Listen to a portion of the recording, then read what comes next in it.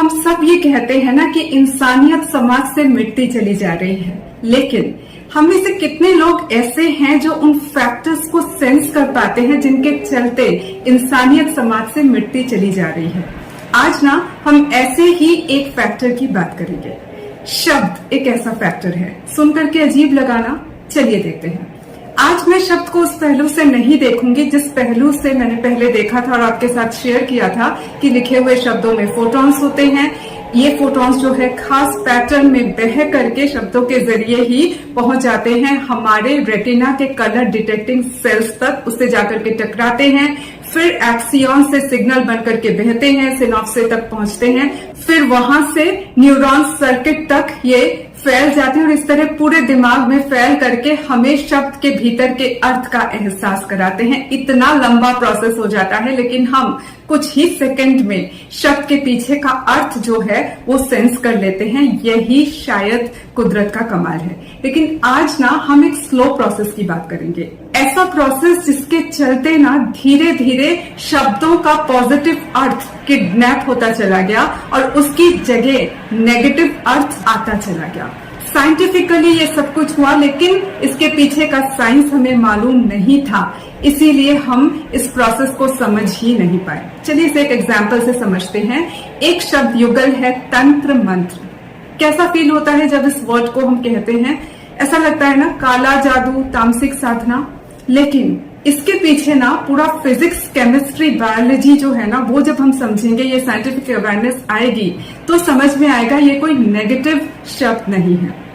मंत्र से शुरू करते हैं, मंत्र शब्द से। मंत्र क्या है?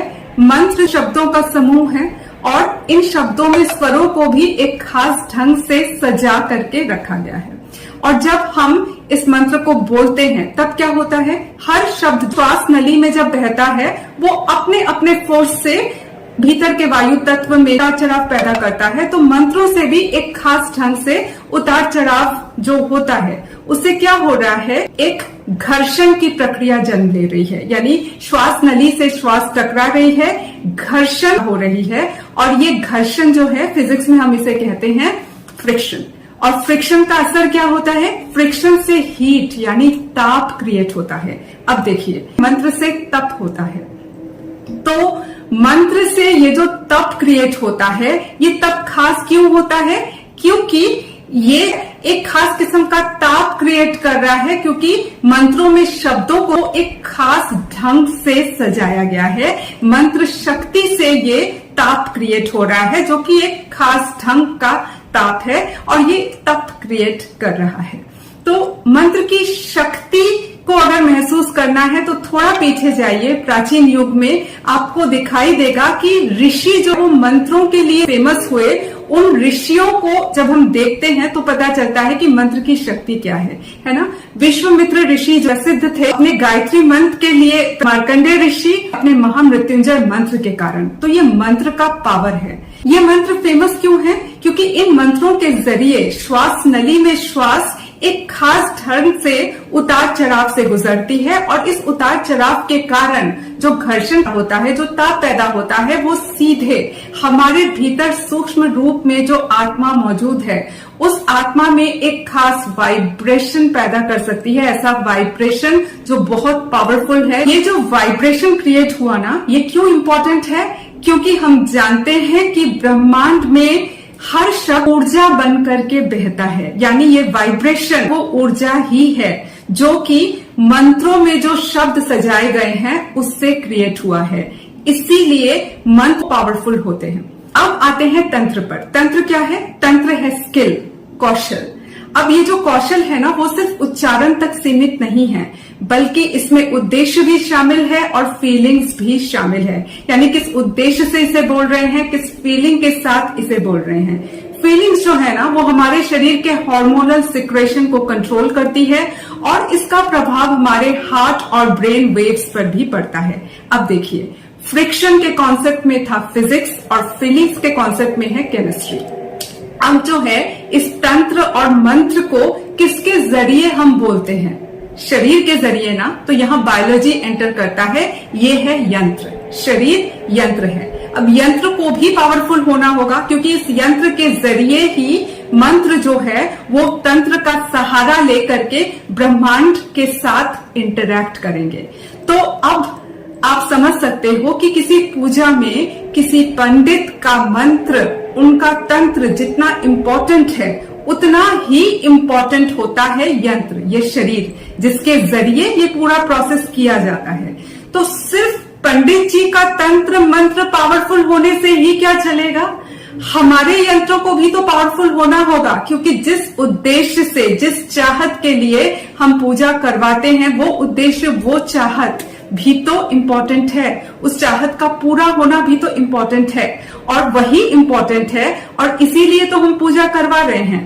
तो तब हमारे यंत्र को किस स्थिति में रहना होगा?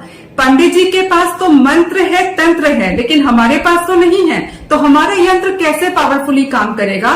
तो हमारा यंत्र पावरफुली काम कर सकता है हमारे फीलिंग्स से, हमारी ईमानदारी इस पूजा के प्रति और हमारा सरेंडर यूनिवर्स के प्रति, किस फीलिंग के साथ हम पूजा करवा रहे हैं। अब आप समझ सकते हैं कि पूजा में सिर्फ पूजा का जुगाड़ ही काफी नहीं होता। एनर्जेटिकली ब्लेसिंग्स को अगर हमें रिसीव करना है तो निश्चित रूप से हमें सरेंडर का माइंडसेट और एक ईमानदारी वाली फीलिंग कि हम ब्लेसिंग्स के लिए तैयार हैं, इस ब्लेसिंग्स के लिए हम पूजा करवा रहे हैं, ये हमें दीजिए।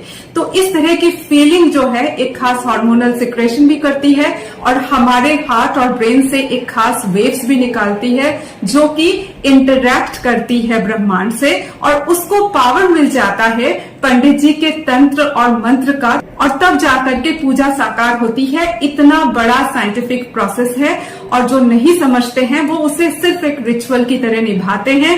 एक पंडित जी को बुला करके बस पूजा कर ली और हम खुद जुगाड़ में लगे रहे, इस तरह से पूजा हो जाती है। इसके पीछे के साइंस को जो समझेगा ना, वो इसको कैसे करना है, और पंडित जी के साथ ना तब वो एक टीम में काम करेगा। ये टीम सिर्फ फिजिकल चीजों को जुगाड़ करने वाली टीम नहीं है, ये बल्कि एनर्जेटिकली भी साथ निभाने वाली टीम होती है। ये एक एनर्जेटिक टीम वर्क है जो पूजा को संपूर्ण रूप से सफल बनाती है। अब आते हैं तंत्र मंत्र शब्द के नेगेटिव हो जाने की बात पर, कैसे इसका भीतरी जो पॉजिटिव अर्थ है वो किडनैप हो गया। एक लंबे अरसे से ना तंत्र मंत्र का यंत्र के जरिए गलत इस्तेमाल हुआ है, तामसिक साधना के लिए इस्तेमाल हुआ है, लोगों का गलत करने के लिए इस्तेमाल हुआ है, जिसके चलते ना लोगों के दिमाग में ये बात बैठ गई है कि तंत्र मंत्र तो कुछ नेगेटिव है। और ये बात इसीलिए बैठ गई क्योंकि इसके पीछे के साइंस के प्रति हम अवेयर नहीं थे, और इसीलिए ये जो शब्द हैं जो कि खजाना है, वो हमारी संस्कृति का गिफ्ट है जो हमें मिला है, उसी को हमने खो दिया। और खोने का कारण था साइंटिफिक अवेयरनेस की कमी। अब आते हैं आज की बात पर। ये तो जस्ट 2 शब्द थे, आज क्या हो रहा है शब्दों के साथ? आप मार्केटिंग को देख लीजिए। मार्केटिंग के लिए कैसे कैसे शब्दों का इस्तेमाल करते हैं हम। आपकी मदद कर रहे हैं, आपका जीवन बदल देंगे, सपने आपके पूरे हो जाएंगे, सपनों का जीवन मिल जाएगा। तो जब हम ये शब्द कहते हैं ना लोगों को, तो उसके पीछे का इंटेंशन, जो हम कह रहे हैं वही हम दे रहे हैं कि नहीं, ये सब कुछ जो है ना वो इन शब्दों के भविष्य को भी निर्धारित कर रहा है। अगर हम जो कह रहे हैं वो अगर हम नहीं कर रहे हैं तो धीरे धीरे क्या होगा पता है, ये शब्द भी अपना अर्थ खो देंगे और धीरे धीरे लोग समझने लगेंगे कि अरे ये तो बेकार के शब्द हैं, ये तो सिर्फ जाल है। तो हम जाने अनजाने ही शब्दों के अर्थ को किडनैप करवा देते हैं और हम समझते ही नहीं, और बाद में हम इंसानियत का रोने लग जाते हैं कि इंसानियत जो है वो खोती चली जा रही है। मेरे कहने का मतलब ये है कि ना जो हम कहते हैं वो हमारी करनी में भी झलके, ये जरूरी है, तब शब्द बचे रहेंगे। और साथ ही साथ जिन शब्दों के भीतर के पॉजिटिव अर्थों को हमने खो दिया है उनके रेस्टोरेशन की भी जरूरत है। जब ये होगा ना तब पता है क्या होगा, तब मैजिक होगा। कैसे होगा? शब्दों में फोटॉन्स होते हैं, तो फोटॉन्स के साइंटिफिक महत्व को जब लोग समझ जाएंगे ना, तब ये फोटॉन्स हमारे लिए क्वांटम वॉरियर की तरह काम करेंगे, शब्दों को बचाने के मिशन में और इंसानियत को बचाने के मिशन में। तब क्या होगा पता है, तब इंसानियत फिर से सांसें लेने लगेगी चेतना के उत्थान के साथ, और इसी को क्वांटम अवेयरनेस कहते हैं।